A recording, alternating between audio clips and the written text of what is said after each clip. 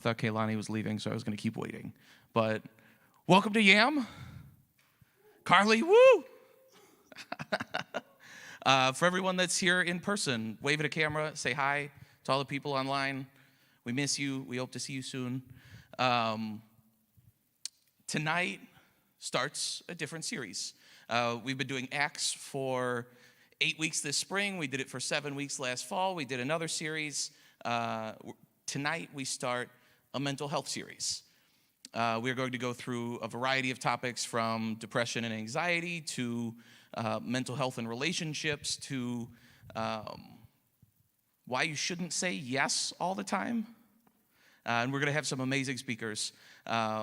Next week, she's not in here, right? It's Michelle because I told her it was. We've also got Alex Adrian, Dewar, and Audrey Gerhard are all also going to speak throughout this series. So before we get started, a couple of announcements. We have Second Sunday coming up this weekend. I'm going to look at the blank projector. No. We're going to brunch at Lucky Penny. It is also Pi Day for any of you math nerds out there. Fantastic. And yes, there is a QR code, so if you would like to register now, Kaylani's the only one that is registered so far. Don't let her sit by herself. I'm not going to register, but you should. I will end up going. Other than that, we have Third Thursday coming up next week. We're going to go to FMSC, do some serving. Michelle is the boss lady at FMSC. She's going to get you all of everything that you want there. If you want to leave with the cash register, you can have that. You just got to ask Michelle. I think that it's going to be fine. And then church with us in person. You could join us every Sunday. We're going to be here. Ask your small group leader if they could sign you up. We'll still be online if you want to be online, but we can sit in church and in small groups of 4 or less. And that's just about everybody in this room right now, so I don't know why you're all sitting like 10 feet apart. People don't like you. Perfect. So that's all of our announcements. There are no married people here, thankfully. There are also Zach and Tia were supposed to be online for something tonight, but if you're watching this stream, you're in the wrong place. Nothing here has anything to do with those guys. For the next couple weeks, we are taking a little break from doing worship at the start of every night. We're going to pick that back up again in our next series starting April 13th. That series is going to be interesting. The series is called Rooted. We've had small group leaders that have been going through that for the last 10 weeks, including Michelle. From what I've heard, it's a very intense series. It's going to kind of push some of us outside of our comfort limits, outside of what we normally do with small group, where we show up here on a Monday night at 7 o'clock, for the 6 of you that are here, and then leave and don't think about it for a week. This series is actually going to ask you to do some work outside of small group and then bring it with you the following Monday for discussion. So there'll be quite a bit going on through that series. It's a 10-week series. It's going to carry us from April 13th through June, whenever. Michelle, do you have a favorite topic from the series so far?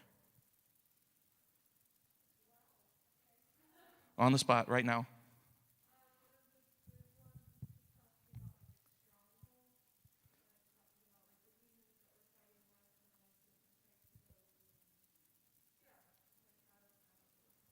Sweet.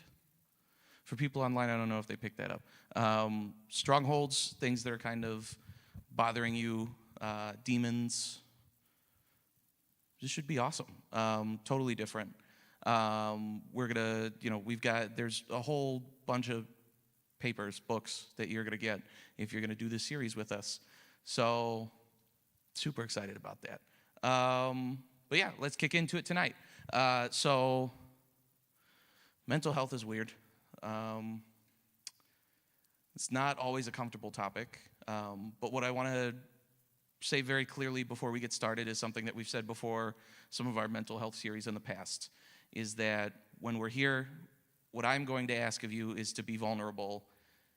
And what I'm also going to ask is that we respect each other's privacy in that. So if we're going to have a small group conversation on mental health, where people are going to get very personal and be very honest with everybody, I think it's awesome. In the past, we've done this very well, to be private about it, and that if it's talked about in small group, we're not talking about it afterwards. If you want to be able to share someone's story that they've shared because you believe it will help a friend of yours, you can omit their name and anything to do with them, or you can ask that person if you could share their story. Just some very respectful things that we can do to get started there. For this week, I get to speak. So get us started out.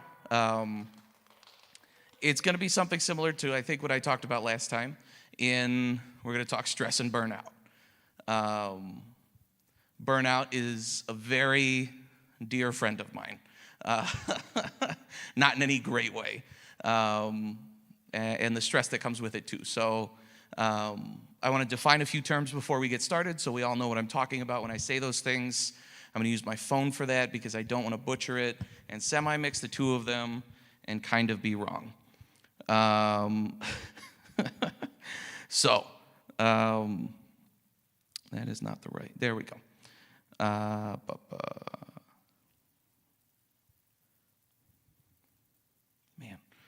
this is really bad formatting to go from a computer to a phone. Stress is a feeling of emotional or physical tension. It can come from any event or thought that makes you feel frustrated, angry, or nervous. Stress is your body's reaction to a challenge or demand. In short bursts, stress can be positive, such as when it helps you avoid danger or meet a deadline. So a couple things within stress there can be very clearly seen within a workplace. You go to work, your boss tells you have something to do, you've got a little bit of stress to get it done. They give you a deadline for it. That kind of stress can be healthy, unless you're in a position where you have a lot of things due very soon. You've kind of procrastinated a lot of those things, and all of a sudden, a lot of things are going to pull you down, and it's going to take up all of your time, which tends to happen to me a lot. I'm a big procrastinator. There are some times, for a relative example here, where I've written questions and content for small group 30 minutes before small group starts. Carly's participated with me on some of those things very early on in YAM, where we sat down and we were writing questions and discussions the same day. There have been other times where I just kind of wing it, and it usually ends up working out for me. I'm a great BSer. I think it's not healthy, though. It's really put me to a place a lot of times where I'm setting myself up for failure. I've put myself in a spot with stress where it's pushed me to the point of almost insanity. I lose sleep. I don't feel well. I feel like nauseous and sick, and I'm not processing it very well, and then it doesn't lead into like a good work day where I'm trying to get these things done that are stressing me out, and then that builds more stress, and it builds more stress, and eventually through all of this, it ends up in burnout. One thing leads into another. Burnout is more of an emotional exhaustion. It's where you don't want to see people, you're not productive at work, you don't even really want to be at work. Sometimes it could be from a constant lack of guidance or direction where you don't really know what's going on in your workday, so you have to make up your own schedule. In my case, sometimes that schedule leads me to believe that I'm not being very productive with my time because no one's given me a deadline, but I've got all these little things to do all the time, but when am I really supposed to do them? If I knock them out now, they're just going to give me more work, and I would like to avoid that because I'm lazy. But it even comes from other places outside of just work. For example, growing up, I was in a lot of extracurriculars. I was a Boy Scout. I was in marching band. I played football. I played baseball. I was in wrestling. I was on the chess team. I did a whole bunch of stuff. I was a babysitter. I have 3 younger siblings, so I was always busy. My schedule was always determined for me. I never had the space to kind of be like, no, I have a night off right now. That was usually like Sunday evening, maybe afternoon, if I didn't have a baseball game or I wasn't babysitting. And even later into high school, I stopped playing football and I picked up a job instead. So I was working, 20 to 30 hours a week as a high schooler. I really loved some of it because it would allow me to have an excuse to not do homework. And I really loved not doing homework so much. Still love it. It's my favorite thing. But a lot of that scheduling stuff kind of came to a head when I went to college, and then there was nothing. It was just school. I didn't have a job. I didn't have babysitting responsibilities. I didn't have a whole lot else going on. But instead of studying, doing homework, going to class, I would do anything else and just kind of waste my time, build that stress of needing to take exams into being burned out of studying 2 weeks before an exam. And then after college, picked up an internship, got hired. I currently work at that same job, and there are definitely times that I'm burned out with that. Just with my job, with my extracurriculars outside of my job. There was a point in time where, not specifically for YAM, but I was writing small group content. There was a series that the church was putting on that they had asked me to try and work on some content for, and I agreed to do that. And then I didn't feel like I got a lot of guidance. I went through it, and I didn't get any sermon notes or anything that they were going to talk about at the sermon, and then small group was going to relate to the sermon, and how are we going to do those two things? Sometimes pastors don't write their sermons until 2 days before they give them. So I like being late, but that was something I was trying to be on top of and get it done and be ahead of the curve on. And this thing was due December 20th of 2019. And December 16th, I was still writing it, not feeling like I had a whole lot of guidance. I finished it, I sent it in, and then I didn't want to do anything for 3 weeks. I would go to work, I would come home, I would just sit down, watch TV, eat dinner, do nothing. I didn't want to go hang out with people. I didn't want to see other people. I was pretty angry and emotionally unavailable towards my siblings who, I am supposed to be the big brother that I feel like is supposed to be there for them. And at that point in time, I made myself unavailable. And it's not a great feeling looking back on that and understanding my failures in that way or the areas in which I've struggled. But what I do look back and find is that I could have made my life a little bit easier through there. I could have just done what I needed to by the end of November and sent it in, and it was just going to be what it was going to be. People could have adjusted it. That weren't me. But I took a lot of responsibility on myself, and it didn't end up doing very well. I think the content was fine. It was okay. But burnout itself, that can end up leading through different psychological studies into depression, and it can lead you to have a larger sense of anxiety for any events, for any planning that you're trying to do. It could just be an unhealthy, very unhealthy time in your life. And it's not something that just goes away by you taking a week off work. If you're stressed out and burned out with work, you take a week off. That's not always enough to totally regenerate and come back with a great attitude. Specifically this winter or back in December, I took off every Monday and Friday from Thanksgiving through New Year's. I had a 4-day weekend every weekend, and then I took off the 2 weeks of Christmas and New Year. I was off for 18 straight days. And that was after a summer where I wasn't able to get all of the things that I needed to get done in my 8-hour workday. I was not approved for overtime to get those things done. So I was trying to cram in 10 or 12 hours worth of work in 8 hours. And the season ended, and I felt burned out. And I didn't want to go to work anymore. And especially with COVID, it's given me excuses not to. I have a computer or a laptop that they gave me that I can work from home. And I don't really do that. I kind of, some days I'll wake up at like 9 o'clock on a weekday right now. And when my boss is like, hey, how's work going today? I'll go, great. I was working from home this morning, answering emails, making some phone calls. I was sleeping during my workday and billing time for it. And I think it's about now, and I'm probably not, because even this morning I didn't even make it into the office until like 8 o'clock, that I really got to get myself under control here and get my act together. I don't really know how that's going to go, because I'm required to be on some job sites starting tomorrow morning at 7 o'clock.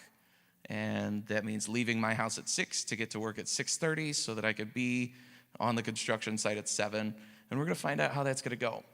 But I do want to leave everybody with something that we can kind of go over in small group, where burnout is relevant.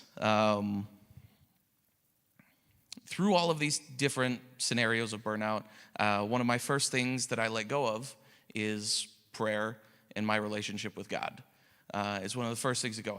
I believe myself to be a problem solver, where all of these problems in my life I could just fix on my own by just trying harder.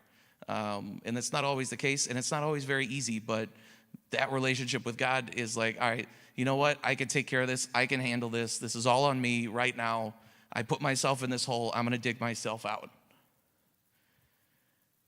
And just ignore God for however long it takes. No prayer to ask for help. I'll pray for other people during that time and say, please help these people in their struggles. Please help these people.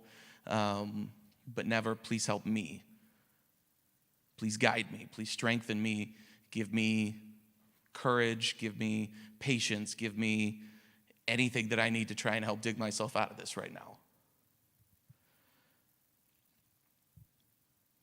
And what I want to discuss in small groups, and your small group leaders kind of have some of these questions, is what's one of the first things that you can let go of, or that you do let go of when you're burned out, when you're stressed out? Is it God? Is it something else in your life? Is it like a relationship with somebody? Is it like you taking some personal time? Because that's a great way to fix some of this burnout stuff, is to take a little bit of personal time every week. I just saw something recently that Elon Musk had posted, where it was like, if you spent 8 hours a day sleeping, you still had something like 160 hours left in the week to do other things, which is ridiculous to me. I don't know if it's 210 something. I don't know. I didn't obviously read that well enough to be able to regurgitate it right now.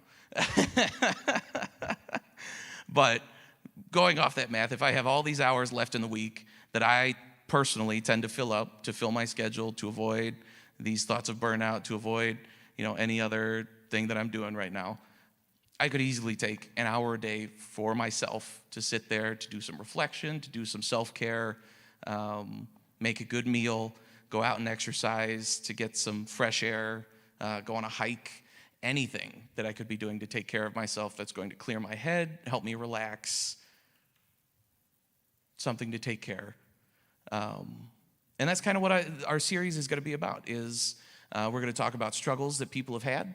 We're going to talk about some solutions for those, and the church, and I've got a link for that I will provide next week to Mr. Andrew Dewar, has a whole list of resources that we can be able to, or that we can use to help ourselves with mental health, whether it's seeking out a counselor, whether it's speaking with a pastor, maybe getting a mentor. We do have our Roots program that we could talk with Vanessa about. There are a lot of ways in which we can take steps to better ourselves and better our mental health. And a year into COVID right now, I don't think a lot of people are in an awesome place. I think some things are getting better as things start to look more hopeful and that there might be an end in sight. But it's been a year of not a lot of social connection, not a lot of not a lot of helping each other, not a lot of group care. So as we go through this, please find a way to reach out to anybody that you can find or that you can think of that might be struggling right now. That's about all I got. So before we break into small groups, I do want to pray for us. Dear God, thank you for allowing everyone to be here this week for our conversations.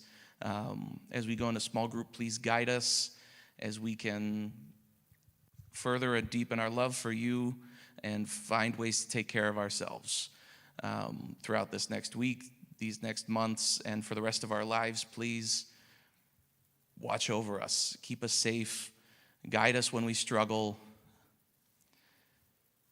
and just show us that you love us. In your name we pray. Amen.